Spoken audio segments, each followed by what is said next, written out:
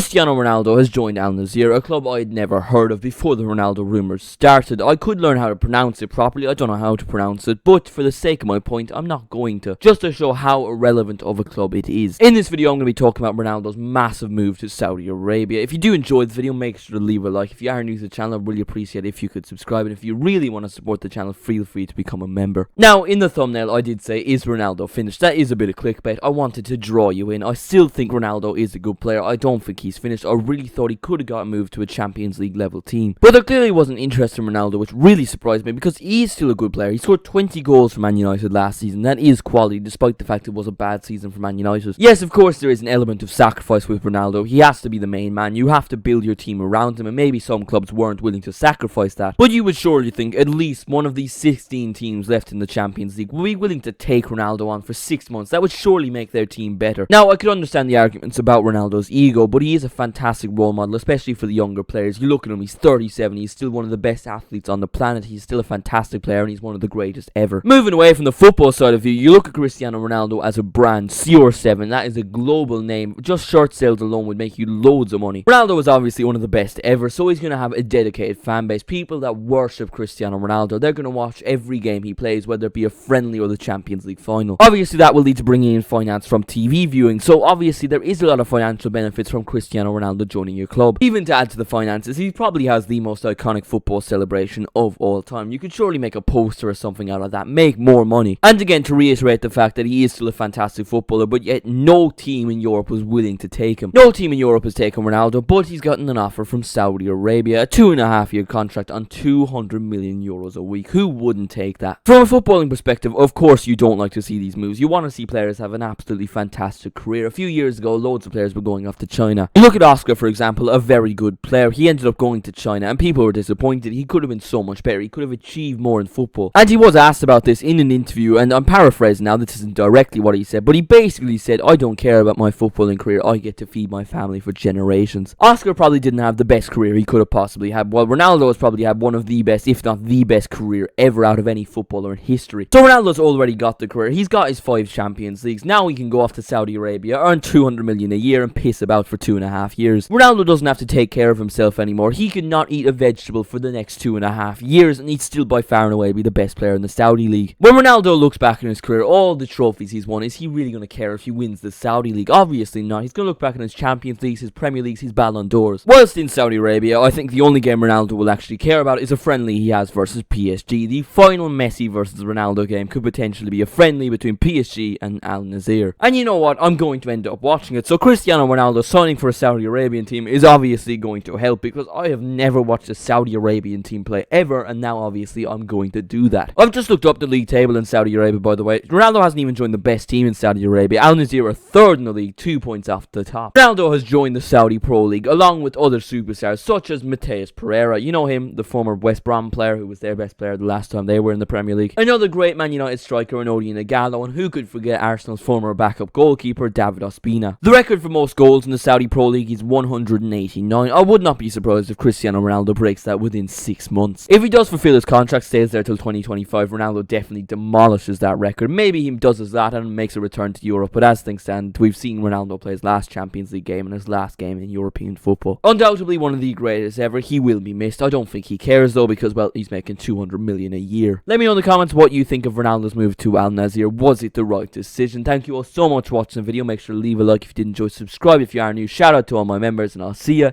in the next one.